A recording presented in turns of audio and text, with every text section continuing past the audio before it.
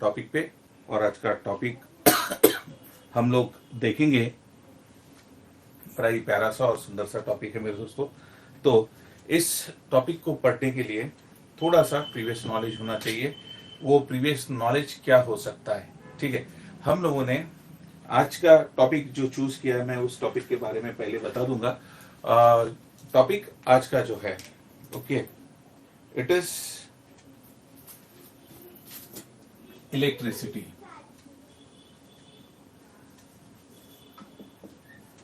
Electricity from class 10 हम लोग ये टॉपिक चूज करें। और यहाँ पे इस टॉपिक को चूज करने के पीछे का कारण ये है, मुझे कुछ कमेंट ऐसे आए हैं कि सर थोड़ा डिफिकल्ट हो रहा है हमें इलेक्ट्रिसिटी पढ़ने में, इलेक्ट्रिसिटी याद करने में, तो थोड़ा इजी कुछ तरीका होता है तो हमें आप बताइए। चलो आज हम लोग तरीके पे बात करेंगे कि इलेक्ट्रिसिटी किस तरीके से हम लोग लर्न कर सकते हैं, ठीक है। तो इलेक्ट्रिसिटी लर्न करने के लिए मेरे दोस्तों पहले हम लोग चलेंगे कुछ बेसिक सी बात, ओके। क्योंकि हम लोग यहाँ पे क्या करेंगे कि इलेक्ट्रिसिटी हम लोग चैप्टर एक रन थ्रू में, एक वन गो में लेने की कोशिश करेंगे, लेकिन जितना हो सके उतना हम लोग फटाफट चलेंगे। क्योंकि मैं ये कंसिडर करता हूँ जिन लोगों ने मुझे डाउट पूछे हैं, मैं उस डाउट में से एक ही एनालाइज कर सका कि आप लोगों के ये चैप्टर पढ़ के हो चुके हैं, बट कुछ दिक्कत है समझने में, तो उस समझदारी को बढ़ाने के लिए आज का ये वीडियो है, ठीक है। चलो सबसे पहली बात कि इलेक्ट्रिक करंट क्या है। What is electric current? What is electric current? Okay, दो तरीके से बोला जाता है इसको, इलेक्ट्रिक करंट को। इलेक्ट्रिक करंट को ऐसे बोला जाता है, it is flow of, okay, it is flow of electrons between the two ends of conductor, between the two ends of a conductor, okay। तो ये पहला डेफिनेशन हो गया, बड़ा सिंपल सा डेफिनेशन है और आप सभी को ये पता है कि इलेक्ट्रिक करंट क्या होता है। Electric current is nothing but it is flow of electron between the two ends of conductor, ठीक, समझ गया। बट जब कभी हम लोग ये समझने की कोशिश करते हैं कि इलेक्ट्रिक करंट का जो डेफिनेशन है, ओके, डेफिनेशन कैसे हम लोग एक फॉर्मूले से डिराइव कर सकते हैं, I is equal to Q upon T, I is equal to Q upon T, yes. तो इसको कैसे हम लोग डेफिनेशन बना सकते हैं इस फॉर्मूले से, क्योंकि हम लोग ऐसे सोचेंगे थोड़ा रिवर्स ऑर्डर जाएंगे। हम लोगों को तो पता है कि I is equal to Q upon T, but जब कभी डेफिनेशन की बात आएंगी तो हम यूजुअली ये प्रिटेंड कर सकते हैं कि नहीं, डेफिनेशन नहीं पूछा जाएगा, ऐसा चुन्नू मुन्नू सा क्वेश्चन कौन पूछेगा, है ना। बट ऐसा हो सकता है, तो इसीलिए सो I मतलब current, I stands for current, okay, Q stands for charges and T stands for time taken, okay. So मैं ये बोलूंगा अभी, यस, रेट ऑफ, इसको क्या कहेंगे हम लोग, इलेक्ट्रिक करंट को हम लोग डिफाइन करने जा रहे हैं, yes, rate of flow of charges कहां से फ्लो हो रहे हैं, क्योंकि इलेक्ट्रिक करंट फ्लो होने के लिए क्या चाहिए होता है, conductor, correct, okay.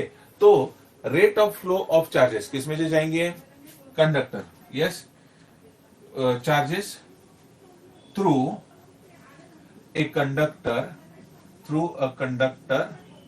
in unit time is called as electric current। मेरे बच्चों ये क्वेश्चन आपको एमसीक्यू के लिए भी आ सकता है, अजर्शन रीजन के लिए भी आ सकता है, तो please be prepare for that, ठीक।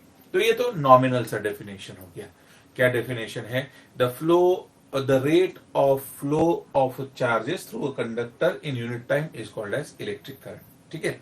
बट यहां पे फिर आपको दिया जाएगा कि भाई करंट का, I का यूनिट क्या है, what is the unit of I का यूनिट है करंट, यूनिट क्या है, करंट का यूनिट क्या है, करंट का यूनिट है एम्पियर, करंट का यूनिट है एम्पियर, करेक्ट है, करंट का यूनिट है एम्पियर। और इसको हम लोग बताते हैं कैसे, कैपिटल ए, करंट का unit ampere we show with the help of capital ए।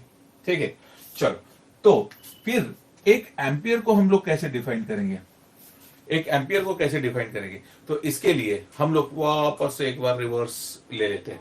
क्या रिवर्स ले लेंगे कि जैसे मैंने बोला कि आई का यूनिट क्या है, यस मैं यहां पे लिखता हूं, आई का यूनिट क्या है, आई का यूनिट है एम्पियर, आई का यूनिट है एम्पियर।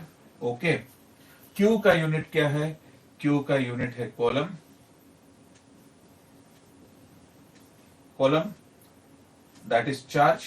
ओके, सी कॉलम, जिसको हम लोग सी से डिनोट करते हैं, मैं यहां पे लिख देता हूं, सी से डिनोट करते हैं हम लोग। ओके, एंड टाइम का यूनिट क्या है, टाइम का यूनिट है सेकंड, सेकंड। तो यहां पे मैं एस या टी से भी लिख सकता हूं, कोई इसको दूसरा स्पेसिफाई करने की जरूरत नहीं है। तो जब हम लोग एक एम्पियर को डिफाइन करना चाहते हैं तो एक एम्पियर को कैसे डिफाइन कर सकते हैं?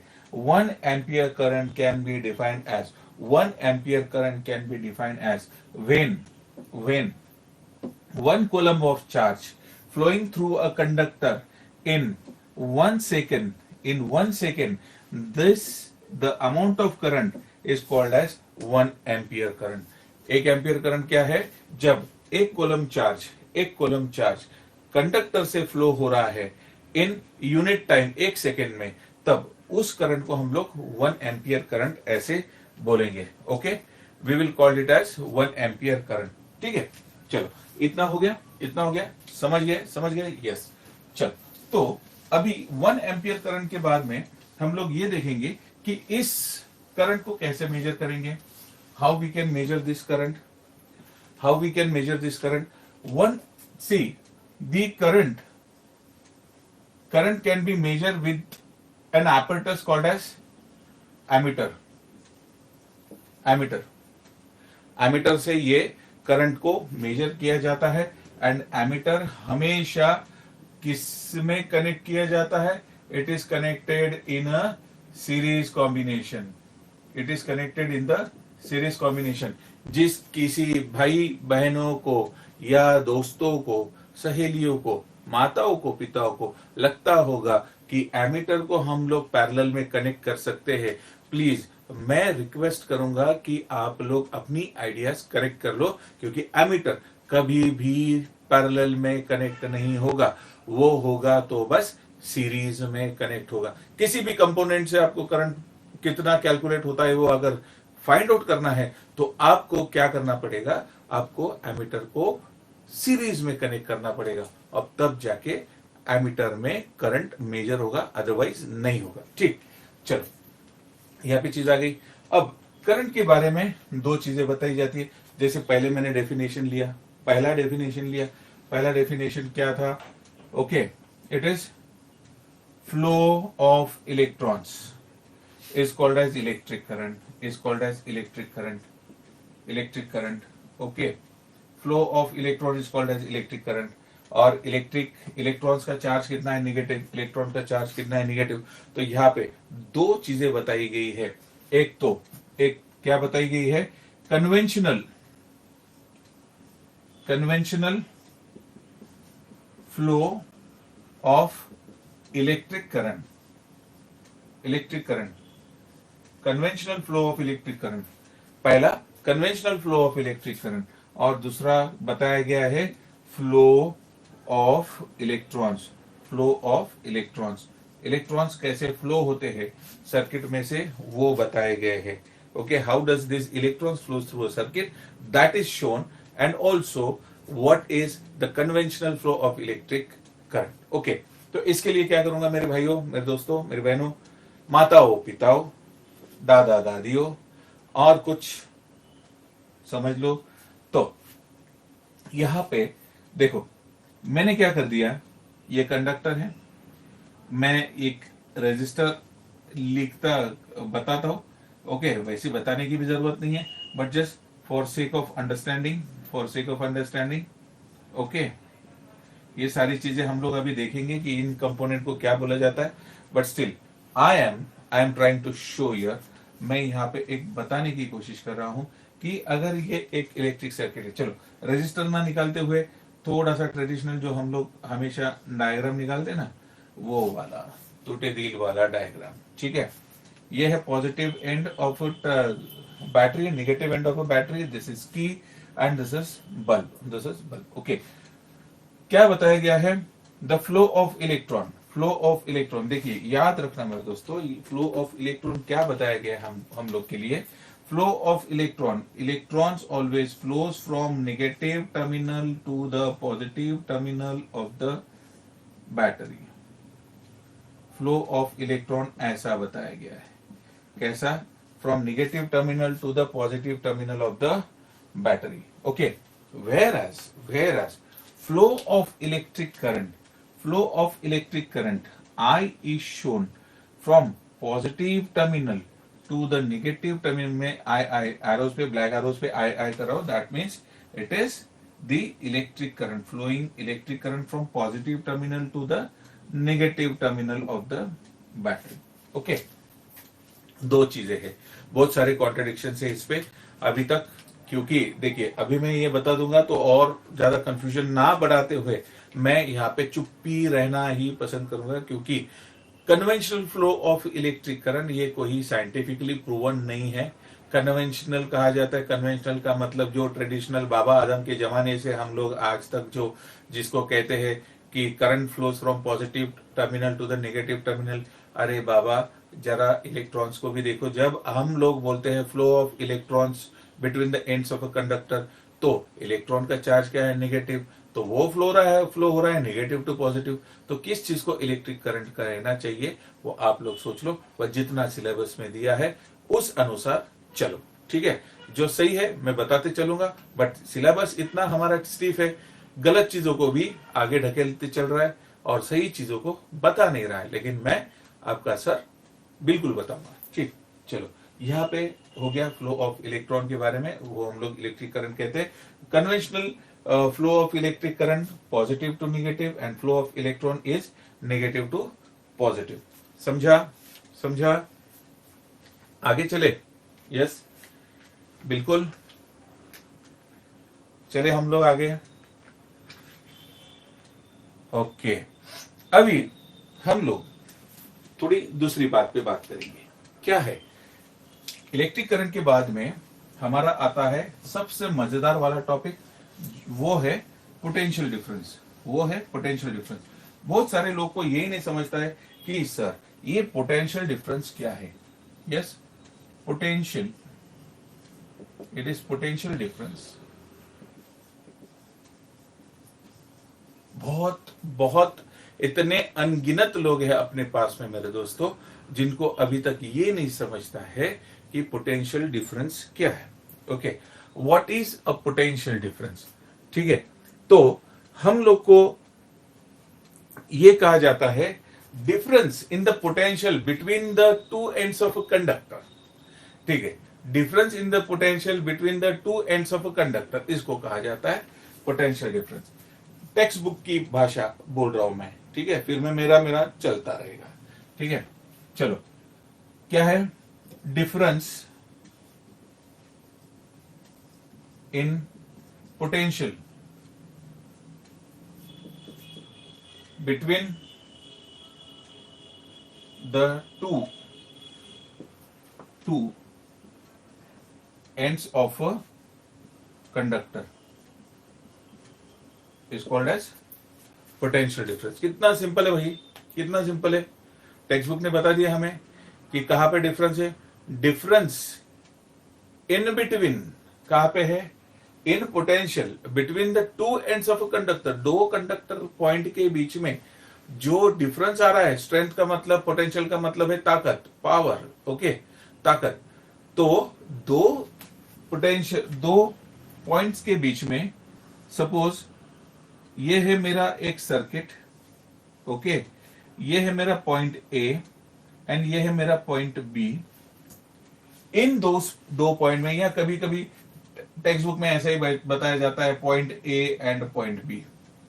इस दो पॉइंट के बीच में either you take this 2 point और दिस 2 पॉइंट, बट डेफिनेशन के अकॉर्डिंग तो मीनिंग तो वही निकलेगा कि difference in the potential between the two ends of a conductor is called as potential difference. इसका मतलब एक जगह स्ट्रेंथ ज्यादा है, पावर ज्यादा है, ताकत ज्यादा है ना, ताकत ज्यादा है, तो मैं कंसीडर करता हूं either this A have high potential HP, A has high potential, यहां पे भी लेता हूं A has a high potential HP, yes, and may this B have low potential, may this B have low potential, या same होना चाहिए क्या? क्या आपको लगता है? सेम बिल्कुल नहीं होगा बंधु, सेम इसीलिए नहीं होगा अगर ये इक्विलिब्रियम मेंटेन करता है पोटेंशियल में, अगर ये इक्वल लाता है करंट को, दोनों एंड के बीच में पावर सेम है, तो उस टाइम में जो पावर, जो स्ट्रेंथ, जी पोटेंशियल, ताकत चाहिए होती है करंट फ्लो करने के लिए या अप्लायंसेस चलाने के लिए, तो उतना अप्लायंस चलेगा नहीं, मतलब इक्विलिब्रियम फेज पे वो नहीं चलता, अच्छे से काम नहीं करेगा। तो उसके लिए क्या है, पोटेंशियल अलग होने चाहिए, डिफर होने चाहिए, एक ज्यादा हो और एक कम हो, पोटेंशियल डिफरेंस एक ज्यादा हो एक कम हो, that means high potential low potential. कहीं कहीं पे ऐसे बताया जाता है, ऐसा बताया जाता है कि यहां पे एक टांकी है, पानी की टाकी है, यस, पानी की टाकी है, एंड यहां पे एक छोटी पानी की टाकी है, ठीक है, ये टाकी भरी हुई है और ये टाकी थोड़ी आधी है, यस, इसमें इतना पानी भरा है, इसमें इतना ही पानी भरा है, किसमें पोटेंशियल ज्यादा है? पोटेंशियल का मतलब आपको पता है क्या है? पोटेंशियल का मतलब, पोटेंशियल का मतलब ये है, देखो काइनेटिक्स के हिसाब से पोटेंशियल का मतलब ये है कि जिसमें जो ऑब्जेक्ट ठहरा हुआ है उसमें उतनी ताकत ज्यादा है। The virtue, the energy possessed by an object by the virtue of its position, by the virtue of its position is called as potential, potential energy. अब ऊपर वाले इसमें पोटेंशियल एनर्जी ज्यादा है, नीचे वाले में पोटेंशियल एनर्जी कम, क्योंकि मास भी मैटर करेगा ना, यस, यहाँ पे ज्यादा है यहाँ पे कम है। बट अब मुझे बताना, अगर मैं इसको हाई पोटेंशियल कहता हूं, if this is high potential and this is low potential, तो किसमें से कहां पे पानी ज्यादा फ्लो होगा? अगर मैं ऐसा फ्लो करने की कोशिश करूंगा, if I will try to bring water from top placed tank into the low placed tank, कहां पे? बॉटम में रखे टैंक में ज्यादा पानी जल्दी से आएगा कि पानी नीचे से ऊपर जाएगा ऑटोमेटिक? कैसे? बिल्कुल सही, आपने जो फरमाया है वो एकदम बराबर है, क्योंकि ऊपर वाले पानी में ताकत ज्यादा है, पोटेंशियल ज्यादा है, इसलिए पानी वो जल्दी से ऊपर से नीचे आएगा और यहाँ पे वो भरना शुरू कर देगा। इसका मतलब always when there is an energy difference, जब वहां पे एनर्जी डिफरेंस होगा तो उसी टाइम में वहां पे फ्लो ऑफ चार्जेस होंगे, या चार्जेस फ्लो करने के लिए ताकत लग सकती है। देखिए यहां से यहां पानी लाने के लिए थोड़ी तो ताकत लगी होगी, थोड़ी तो ताकत लगी होगी, मतलब पानी पे कुछ तो वर्क डन हुआ होगा। वर्क डन का मतलब होता है क्या? क्या होता है? What is work done? Work done, yes, work done का मतलब ये ऑब्जेक्ट अपनी इस जगह से डिस्प्लेस होके या उसको स्विच या शिफ्ट करके नई प्लेस पे ला लिया of that mass of object, correct है ना?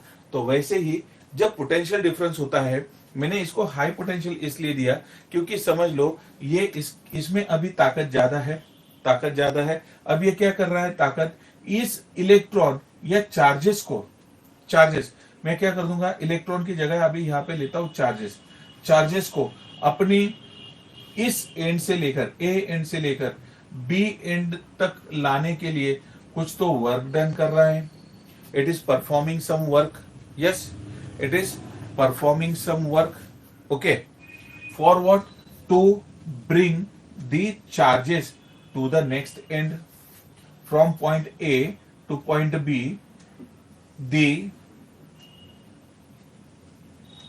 work is done to shift, to travel, to carry unit charges between the two end of conductor, and that is nothing but it is called as potential difference. That is called as potential difference का मतलब ये होता है when, definition बताता हो, समझ लो definition क्या होता है। Potential difference between the two points, points है A and B, potential difference between the two points, point A and B of a conductor is the amount of work done to move a unit charge between the end of a conductor. दो end के बीच में एक work किया है हमने, किस लिए, एक जो चार्जेस है, चार्जेस फ्लो करने के लिए, और उसी को हमने कहा है potential difference. Okay, potential difference. अब पोटेंशियल डिफरेंस को दिस पोटेंशियल डिफरेंस का यूनिट क्या है, what is the unit of potential difference is volt, volt. Okay, what is the unit of work done, work done is joule. Okay, work done is joule, fine. And then what is the unit of this charges is coulomb, is coulomb। Correct है, correct है, correct, yes. तो अभी define करते हैं हम लोग, we will define 1 volt, 1 volt, 1 volt को define करेंगे। कैसा आएगा definition, how will that definition, और इसको कभी भी हम लोग एसआई डेफिनेशन कहते हैं, this is always called as SI definition, है ना, जो स्टैंडर्ड इंटरनेशनली एक्सेप्टेड डेफिनेशन है और यूनिवर्सली ये चलता है।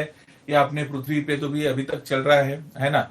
अब पृथ्वी के बाहर कोई जीव जंतु है या नहीं वो अभी तक पता नहीं है, तो इसलिए उस अकॉर्डिंग हम लोग यही की बात कर लेंगे, that 1 volt is what. Okay, what is 1 volt, so 1 volt is the potential difference when 1 joule of work done. Okay, 1 volt is the potential difference when 1 joule of work done is performed to move 1 coulomb charges between the two ends of a conductor।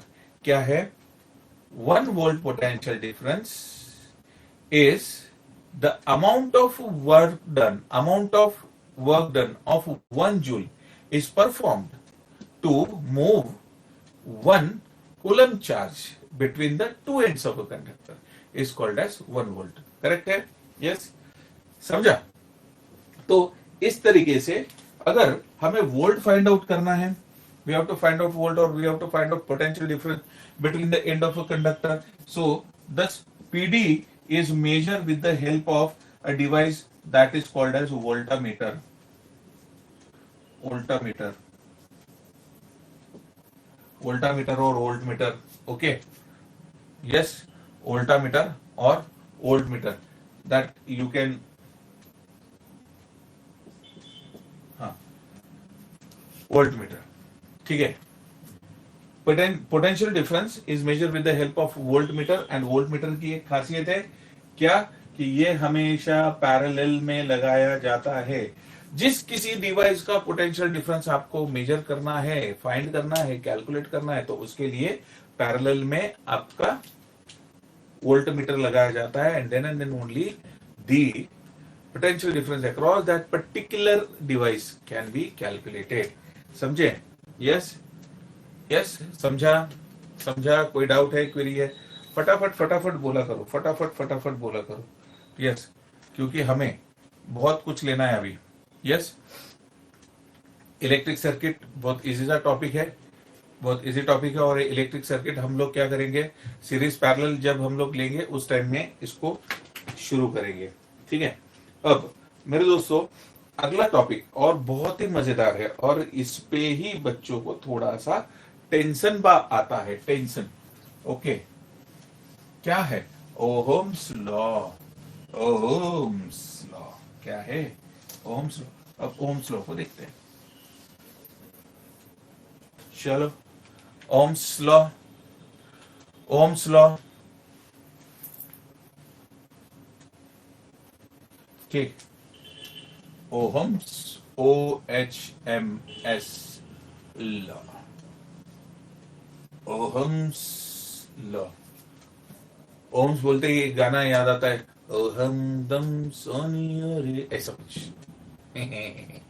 ठीक, चलो, Ohm's law. Ohm's law क्या बताता है हमें, it shows relationship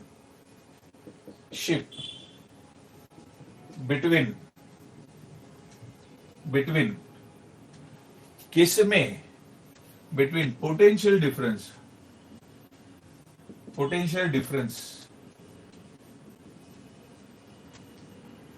and current. Potential difference and current between the ends of a conductor. Yes, समझे? So, as per the Ohm's law, current flowing through a conductor.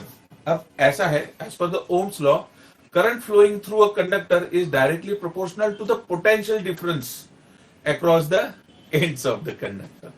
ये relation है भैया. This is the relation. Relation क्या कहता है कि ये Ohm's law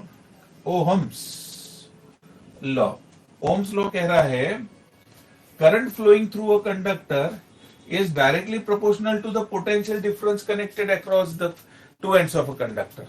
Okay, yes, and okay, ये है the current flowing through a conductor is directly proportional to the potential difference across the conductor. Condition क्या है? Remains the temperature constant. Temperature constant. आपको टेम्परेचर कांस्टेंट रखना है, Ohm's law आपका satisfy हो जाता है. टेम्परेचर वेरी करेगा क्योंकि आपको पता ही होगा कि रेजिस्टर के रेजिस्टेंस को कुछ फैक्टर्स है वो अफेक्ट करते हैं. Some factors are there which affects the resistance of the resistors. ठीक है, चल तो you can write it as I is equal to V upon I, or can I write it as also V is directly proportional to I? क्योंकि अगर I current I potential difference को directly proportionate कर रहा है, so definitely V भी I को directly proportionate कर सकता है. ओके, कर सकता है और बिल्कुल भी करेगा. अब क्या होगा यहां पे मेरे दोस्तों? Okay, you should understand one thing. If because it is directly proportional, if समझ लो V upon I, तो कहीं किस तरीके से V upon आ गया ये I, यस, किस तरीके से V upon I आ गया है, कोई बता पाएगा? यस, V upon I आ गया.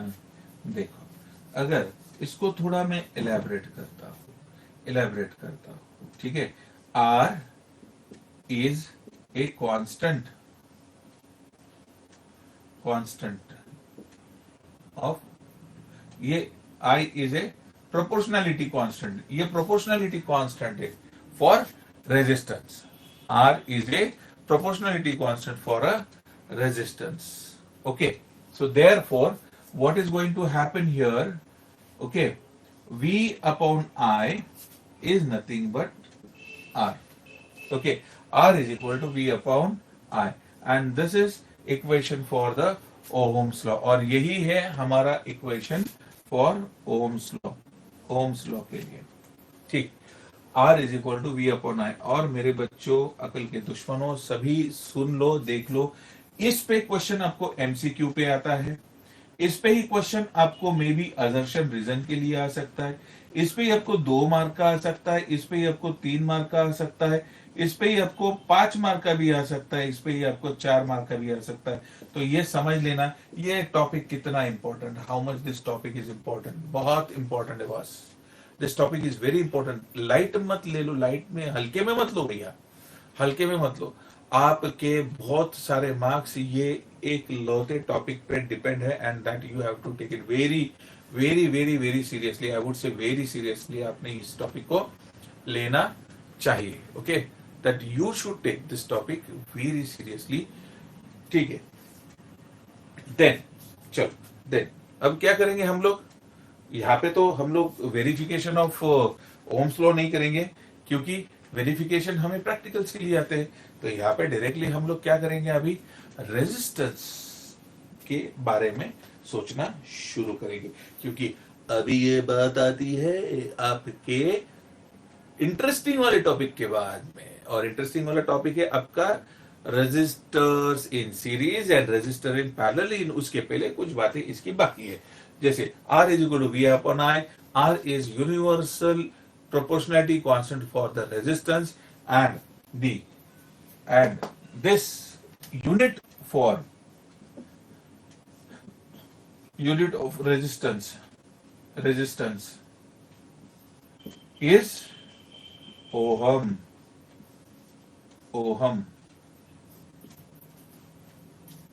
In the favor of name of the person, ohm. Okay, ये हो गया. बट अभी ये देखना बहुत जरूरी है हमें कि भाई ये रेजिस्टर है क्या. Okay, what is this resistor. Yes, what is this resistor and why this resistors are used. Resistor की जरूरत क्या है और इसको हम लोग डिवाइस में क्यों लगाते हैं.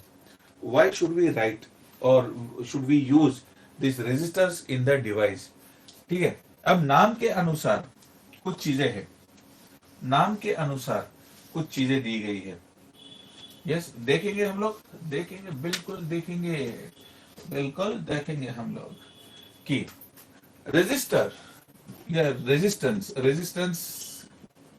रेजिस्टेंस का मतलब होता है, व्हाट इज मतलब ऑफ रेजिस्टेंस. रेजिस्टेंस का मतलब होता है टू अपोज.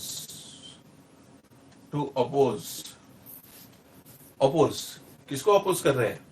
जब हम लोग किसी भी इलेक्ट्रिकल सर्किट में ये चीज यूज कर रहे हैं तो डेफिनेटली वहां पे हम लोग रेजिस्टेंस या रेजिस्टर का यूज करते हैं रेजिस्टर की प्रॉपर्टी को. रेजिस्टेंस, देखिए, resistance is the property of resistor. हाँ, कंफ्यूज नहीं होना. कहीं ऐसे भी क्वेश्चन आ चुके हैं, व्हाट इज रेजिस्टेंस, तो बच्चों को ये बोलना नहीं आया है. The resistance is the property of resistor to resist flow of current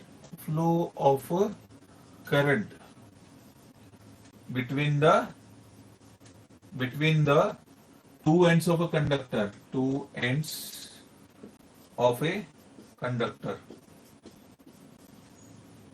Between the two ends of a conductor. तो इसीलिए रेजिस्टेंस या रेजिस्टर को हम लोग इलेक्ट्रिक करंट को रेजिस्ट करने के लिए, रोकने के लिए, थोड़ा स्लो डाउन करने के लिए यूज करते हैं. क्योंकि कभी कभी ऐसा होता है, कुछ डिवाइसेस, कुछ अप्लायंसेस ये कम इलेक्ट्रिक चार्जेस या इलेक्ट्रिक फ्लो पे, करंट पे काम करती है, जहां पे ज्यादा वो लोड नहीं ले सकती. तो उसी कारण वो चार्जेस को फ्लो रेस्ट्रिक्ट करने के लिए, स्लो डाउन करने के लिए रेजिस्टर्स को यूज किया जाता है, रेजिस्टर्स को लगाया जाता है, जो करके करंट ये थोड़ा कम हो और डिवाइसेस ये फूटे ना. ये आपका नहीं तो नुकसान हो जाएगा. ठीक है, तो इसी कारण रेजिस्टर्स को यूज किया जाता है. Please mind well, and this is very important concept and topic my dear friend, and you should understand why this R used. ठीक है, अब इसके बाद में हम लोग जो टॉपिक देखने वाले हैं, factors affecting resistance. Okay, factors affecting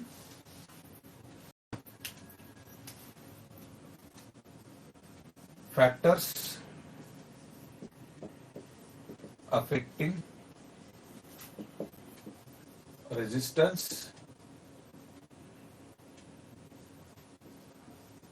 of resistors.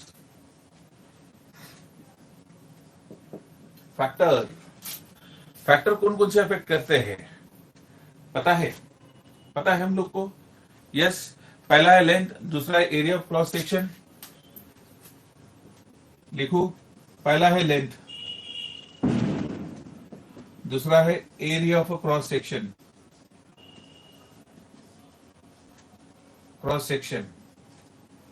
पहला है लेंथ, दूसरा है area of cross section, and तीसरा है मटेरियल ऑफ कंडक्टर. बहुत जरूरी है, मटेरियल ऑफ कंडक्टर.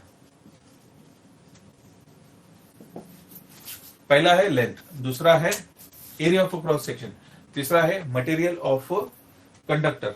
ठीक है, यस. अब जैसे मेरे दोस्तों समझ लेना, resistance is directly proportional to the length of a conductor and inversely proportional to the area of cross section. हमें क्या देखो, अगर यहाँ पे L ये है area of cross section. Material के लिए कोई भी सिनोनिम नहीं दिया है, तो इसीलिए यस, अगर मैं ऐसा कहूं यहाँ पे नहीं कहता, मैं उसके सामने ही कहता हूं। Okay, if resistance is directly proportional to the length, directly proportional to the length and inversely proportional to the area of a cross section and inversely proportional to the area of a cross section। ठीक है, यहाँ पे मैंने दे दिया इसको पहला equation, यहाँ पे दे दिया मैंने दूसरा इक्वेशन। ठीक है, R is directly proportional to the length and inversely proportional to the area of a cross section। If I would write here like this, R is directly proportional to L and inversely proportional to the area of a cross section. So, my dear friend, this proportionality sign will be replaced by a symbol that is called as rho. That is called as rho. Rho. This is unit of resistivity. Okay, this is unit of resistivity। Resistivity के लिए रो use किया जाता है मेरे बच्चों। तो अगर मैं इस प्रोपोर्शनलिटी साइन को रिप्लेस करता हूं तो क्या होगा हमारा equation, R is equal to rho L upon A, rho L upon A. Yes, ठीक है, रो L अपॉन ए। तो यहां पे जैसे मैंने बताया कि it is rho is nothing but unit of resistivity. Yes, unit of resistivity. And resistivity को और हम लोग एक सिंबल से रिप्रेजेंट करते हैं। Okay, ohm meter. It is ohm meter, ohm meter. ठीक है, ओहम मीटर। सो आपको रेजिस्टेंस फाइंड करना है, आपको लेंथ दिया है, एरिया ऑफ क्रॉस सेक्शन दिया है, रेजिस्टिविटी दिया है, तो आप ऐसे भी रेजिस्टर का रेजिस्टेंस फाइंड कर सकते हो। अगर रेजिस्टिविटी फाइंड करना है आपको, तो कैसा होगा? ओके, कैसा होगा वो? Rho is equal to R ए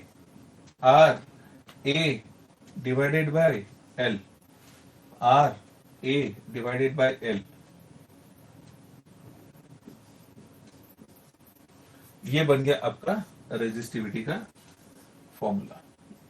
याद रखना, कन्वर्जन है बस, और बाकी कुछ नहीं होता। मेरे बच्चों, एक चीज जो खुल के बताना चाहूंगा मैं आप लोग को, कहीं पे टेक्स्ट बुक में दिया है, कहीं पे टेक्स्ट बुक में नहीं दिया, कि जैसे मैंने यहाँ पे बताया कि length is directly proportional to the resistance of a conductor, area of cross section is inversely proportional to the resistor, and material के बारे में बताया नहीं, क्योंकि हर एक मटेरियल की अपनी रेजिस्टिविटी फिक्स होती है। हर एक मटेरियल की रेजिस्टिविटी अपनी फिक्स होती है, ये ज्यादा चेंज नहीं होती, लेकिन डेफिनेटली वो रेजिस्टर के रेजिस्टेंस पे अफेक्ट करती है।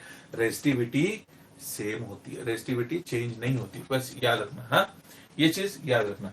अभी अगर हमें करंट अच्छा फ्लो करना है किसी भी कंडक्टर से या किसी भी मटेरियल से, तो उसके लिए सबसे जरूरी चीज क्या है? सबसे जरूरी चीज ये है, the material should be the good conductor. Okay, material कैसा होना चाहिए? यस, मटेरियल कैसा होना चाहिए? अगर वो अच्छा करंट फ्लो करना चाहिए तो डिपेंड करते हैं हम लोग करंट फ्लो करने के टेंडेंसी पे। तीन तरीके के मटेरियल होते हैं, एक है कंडक्टर, दूसरा है इंसुलेटर। कहां पे लिखूं मैं इंसुलेटर? यहां पे लिखता हूं इंसुलेटर। एंड यहां पे होता है बैड कंडक्टर दोनों के बीच में, या यहां पे लिखता हूं क्योंकि सीक्वेंस भी मैच होनी चाहिए ना, insulator and bad conductor. Bad conductor. हो गया। तो कंडक्टर की रेंज क्या होती है? What is the range of conductor?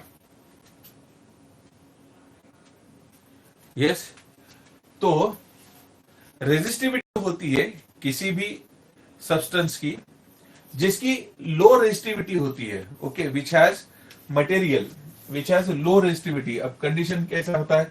जिसकी लो रेजिस्टिविटी होती है, जिसकी लो रेजिस्टिविटी होती है वो अच्छा कंडक्टर होता है। ठीक है, तो कैसी?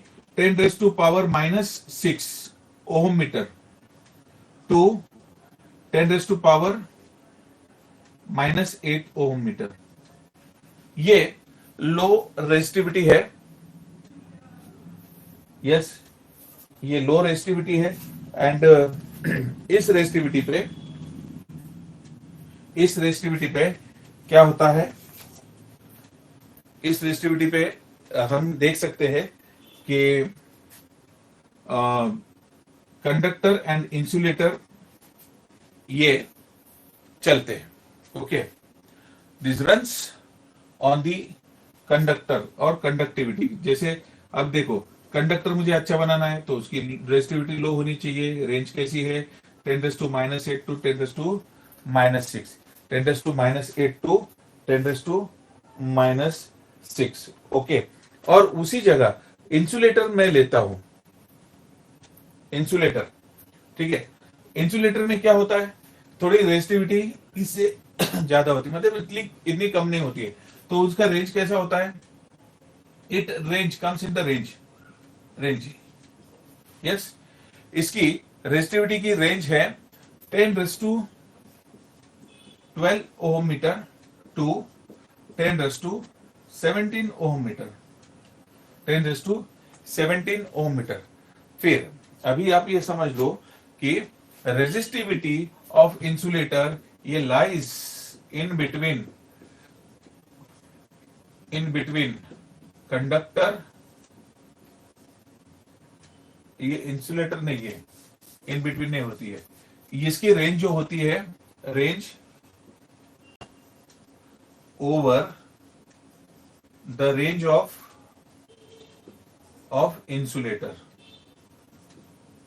ओके, इनकी रेंज इंसुलेटर से भी ज्यादा होती है। मतलब ये ना ही तो कंडक्टर हो सकते, ना ही तो अच्छे इंसुलेटर हो सकते, एंड ये पूरे इसकी रेंज कंडक्टिविटी की बहुत ज्यादा होती है। दैट्स व्हाई ये कंडक्ट नहीं करते electricity, and hence they prove to be very bad conductor of electricity. और ऐसे ही सब्सटेंसेस को कभी कभी हम लोग to get prevented and protected from the shock use करते हैं। इंसुलेटर्स को भी यूज करते हैं एंड बैड कंडक्टर्स को भी हम लोग यूज करते हैं। ठीक है तो दोस्तों, तो अभी हम लोग देखेंगे resistors in series, very awaiting topic. Resistors के बारे में ही चल रहे हैं हम लोग, ओम्स लॉ देखेंगे। तो पहला है रेजिस्टर्स इन सीरीज। चलो पहले सीरीज क्या होता है वो कॉन्सेप्ट मैं क्लियर कर देता हूं, बहुत सारे बच्चों को ये पता नहीं है।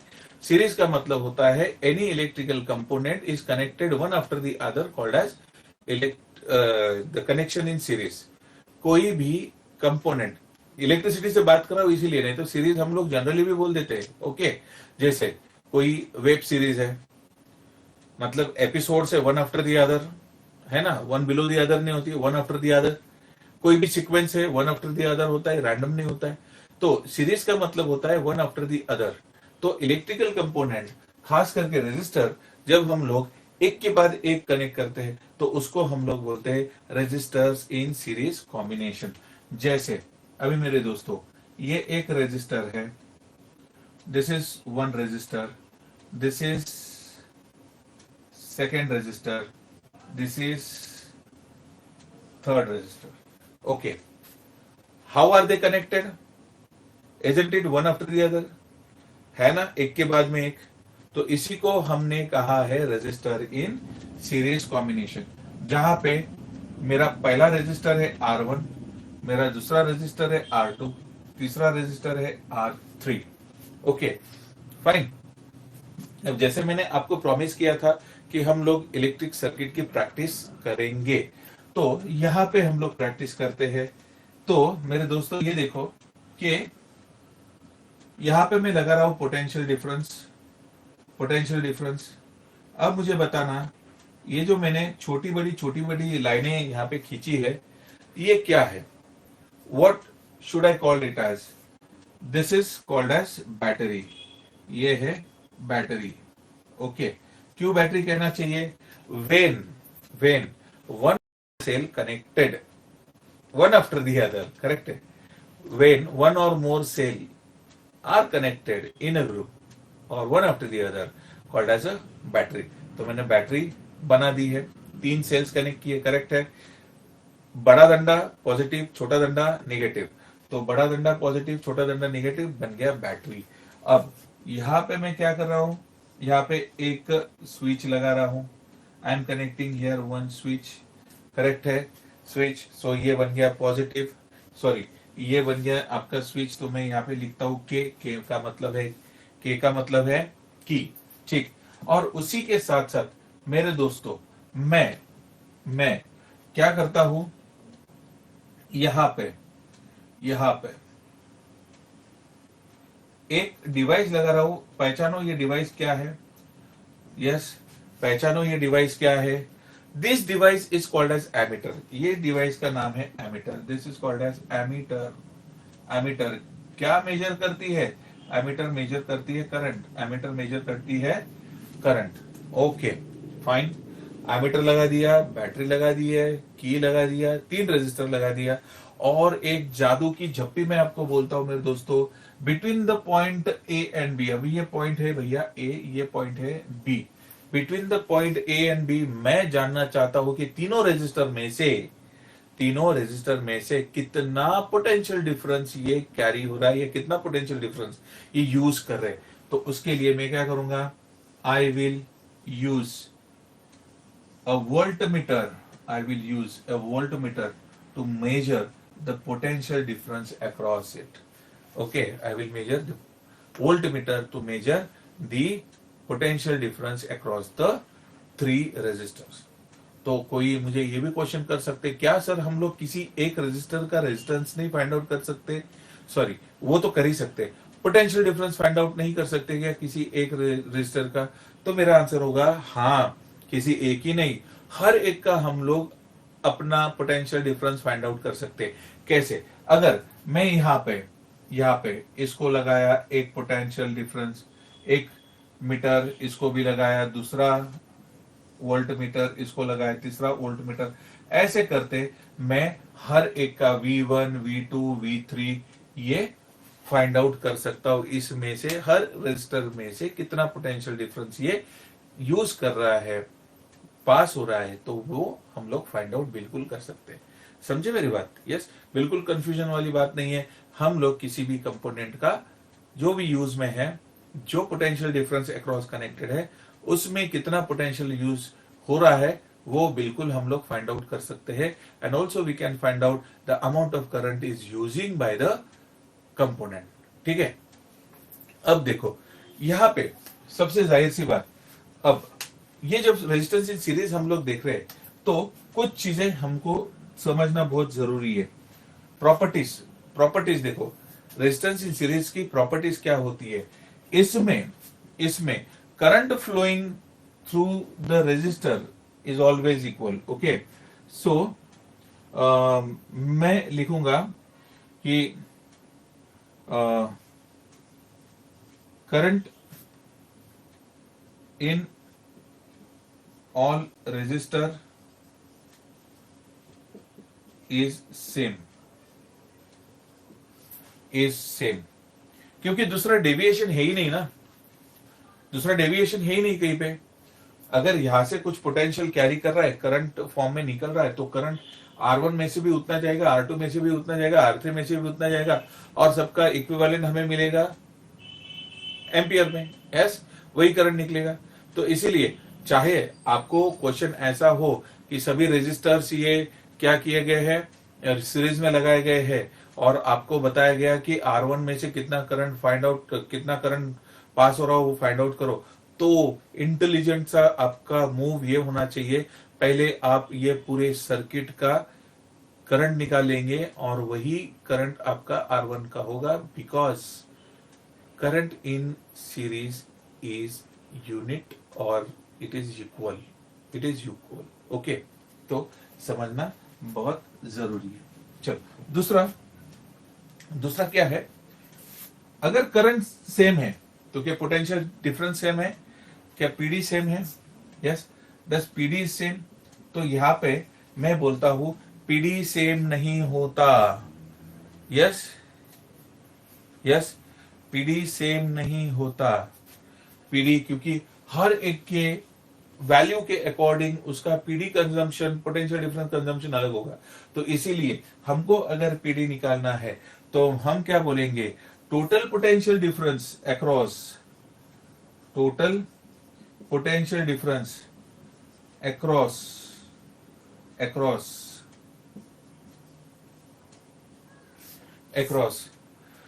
the resistors, across the resistors is sum of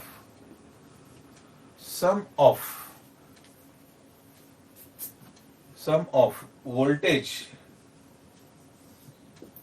sum of voltage across the resistor, sum of voltage across the resistors,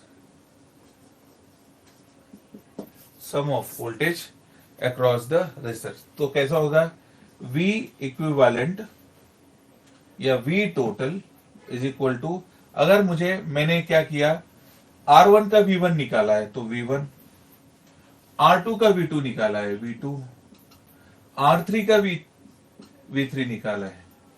okay, तो ये हमारा इक्विवेलेंट रेजिस्टेंस आ गया,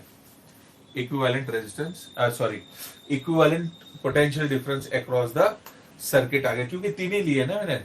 अगर इसके आगे होते, इनकेस अगर इसके आगे होते तो मैं कैसा लिख सकता, अगर n वैल्यू तक होते तो कैसा लिखता, V equivalent is equal to V1 plus V2 plus V3 plus so on plus Vn। समझे मेरी बात? अगर कोई आपको पूछे n वैल्यू तक आपका निकालो तो ऐसे निकाल सकते हो। समझा? यस, सभी होशियार बच्चे हो आप, ठीक है। ये इतना रेजिस्टेंस इन सीरीज के लिए है। अभी तुरंत हम लोग फटाफट रेजिस्टर्स इन पैरेलल देखेंगे एंड हम लोग रुकेंगे, क्योंकि मैं स्पेशल सेशन आपका power heating effect of electric current पे लेना चाहता हूं, इसीलिए मैं रेजिस्टेंस इन पैरेलल तक लेता हूं। देन हम लोग नेक्स्ट सेशन जो आएंगे तो वो आएंगे हम हीटिंग इफेक्ट के साथ में, पावर के साथ में, देन उसके बाद में power consumption, electric bill, circuit, domestic circuit, ये सारी चीजें हम लोग उसमें कवर करेंगे। समझा? चल, तो अब रेजिस्टर्स इन पैरेलल, ये चीज मैं वैसे रख रहा हूं। अब देखते हैं कितना चेंज हो सकता है इसमें, कितना चेंज हो सकता है। क्या सर्किट में ज्यादा चेंज होगा? चेंज होगा? देखते, मैं लिख रहा हूं पैरेलल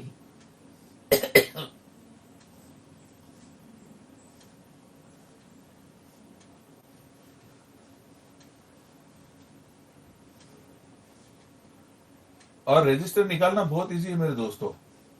कुछ बच्चों को रजिस्टर निकालना पसंद नहीं है और उनको आता भी नहीं। बस 2-4 बार लाइन जिगजैग कर दो, रजिस्टर निकालना आ गया। वो ज्यादा डिफिकल्ट नहीं होता है। हाँ, कुछ चेंज हुआ? यस, कई चेंज दिख रहा है आप लोग को? बस मैंने ये असेंबली चेंज कर दी। सीरीज में क्या था, one after the other, and parallel में क्या है अभी, one below the other. Okay, comparison देखेंगे। ये मैंने ऐसे रखा है कि आप लोग सीरीज में क्या था, पैरेलल में कैसा है वो देखेंगे। मैं इसको वैसे करेक्ट करते चलता हूं। Please carefully you observe it. Yes,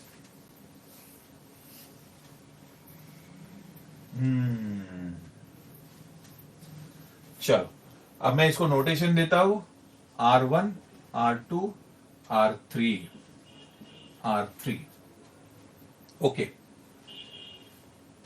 potential difference निकालने के लिए पोटेंशियल डिफरेंस ए, पोटेंशियल पॉइंट पोटेंशियल डिफरेंस के दो कंडक्टर के ए एंड बी ऐसा दिया है, एंड इसमें का मुझे निकालना है, तो मैंने ऐसे ही इसको लगा दिया जैसे पैरेलल कनेक्शन है ना, क्योंकि हम सभी अभी होशियार बन गए, हमको मालूम है कि voltmeter always connected in parallel whereas ammeter is always connected in series. खत्म बात, एकदम इजी रे। हाँ चल, तो करंट फ्लो हो रहा है, करंट फ्लो हो रहा है, करंट फ्लो हो रहा है, ठीक है। बट यहाँ पे आने के बाद में क्या हो गया, पॉइंट ए के बाद में आने के बाद में क्या हो गया, करंट के लिए तीन जगह आ गई, तीन, तो करंट हो गया डिवाइड, आई इज डिवाइडेड, आई क्या हो गया, आई डिवाइड हो गया, I1 हो गया, ये I2 हो गया, ये I3 हो गया, करंट हो गया डिवाइड, गलत हो गया, करंट डिवाइड हो गया, ठीक है ना, आज नहीं हुआ, करण अर्जुन आएंगे, हाँ ठीक है। तो I1, I2, I3, ठीक है, डिवाइड हो गया, and because of the division और division of current in the circuit, the current is not equal in all the resistors. Current A, all resistor is not equal, not equal. Current in all resistor is not equal, और equal नहीं है, इसीलिए हमें जब final total current निकालना है, total current निकालना है, तो हम लोग को क्या करना पड़ेगा, total current is the sum of all current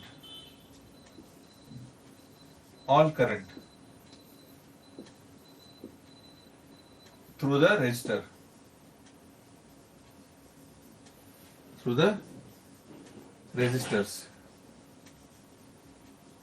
ठीक है, थ्रू द रेजिस्टर्स। तो कैसे होगा, I इक्विवेलेंट या I total is equal to, कितने करंट है, R1 में से I1 जा रहा है, R2 में से I2 जा रहा है, एंड R3 में से I3 जा रहा है, okay. And if somebody ask you n values, for n value, so I equivalent और I total is equal to I1 plus I2 plus I3 plus so on plus IN, समझा, ये current हो गया, current का। तो current ये समझ लो, in parallel combination the current is not equal in all resistors, they are different, and when the time to calculate the resistors in the current in the parallel combination, you have to sum up the current values, and you will get the total equivalent current in the circuit, okay, through the resistors, ठीक। then what about the potential difference, okay, यहाँ पे ऐसा होगा, potential difference across each resistor is equal,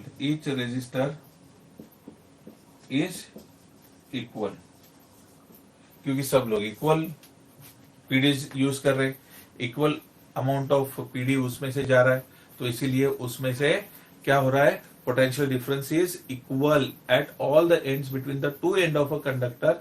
जैसे A B point में से R1 में, R2 में, R3 में, सब में पोटेंशियल डिफरेंस ये इक्वल है, यस इट इज इक्वल। अब बारी आती है हमारी इक्विवेलेंट रेजिस्टेंस की, ओके, यहां पे लिखता हूं third point, what is that equivalent resistance.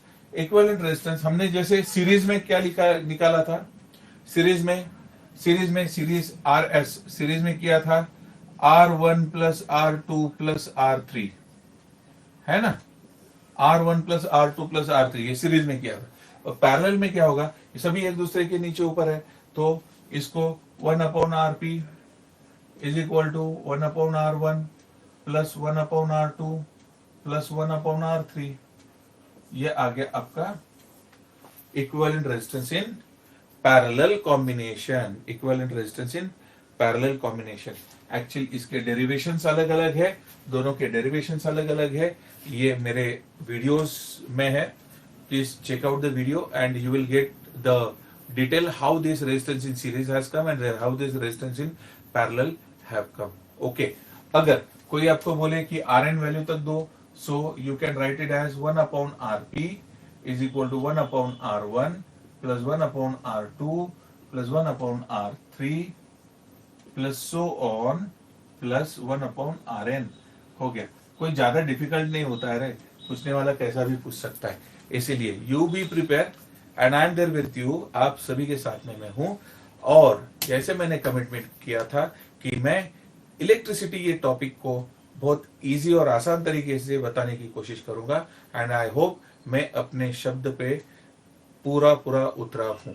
ठीक है, तो इसी के साथ में मेरे दोस्तों आज मैं आप सभी से आज्ञा चाहूंगा, और अगला टॉपिक जो मैंने आपको कहा है heating effect and power, then उसके बाद में डोमेस्टिक सर्किट, इलेक्ट्रिक बिल, इसके लिए मैं एक सेपरेट सा वीडियो बनाऊंगा। ठीक है, तो कीप वॉचिंग माय वीडियो, और अभी तक आप लोगों ने मेरे चैनल को लाइक, शेयर और सब्सक्राइब नहीं किया होगा तो प्लीज अभी नीचे दिए सब्सक्राइब बटन को प्रेस कर दीजिए और बेल आइकन को भी दबा दीजिए, जो करके आपको मेरे वीडियोस जब भी पोस्ट होंगे तो पहला नोटिफिकेशन आप तक आएगा। So keep watching, keep loving this channel, and मैं हूं आपका सर प्रवीण सर। फिर मिलेंगे, तब तक के लिए God bless you, take care, bye bye.